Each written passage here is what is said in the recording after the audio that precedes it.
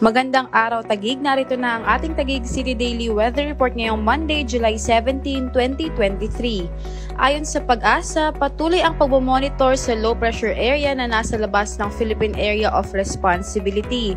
Ito ay huling namataan sa layong 1,070 kilometers east of Northeast Mindanao. Inaasahan na papasok na ito ng Philippine Area of Responsibility ngayong araw at posibleng maging bagyo sa susunod na 1 hanggang 2 araw. Wala pa itong direktang epekto sa anumang bahagi ng bansa.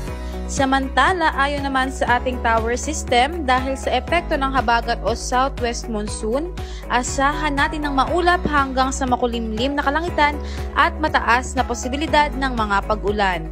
Maaari namang umabot sa 39 degrees Celsius ang ating maximum heat index ngayong araw at inaasahan naman na maglalaro sa 9 to 27 kilometers per hour ang bilis ng hangin na manggagaling sa southwest. At ayan ang latest sa lagay ng panahon para sa araw na ito. Patuloy tayong tumutok sa Taguig City Daily Weather Report for more updates.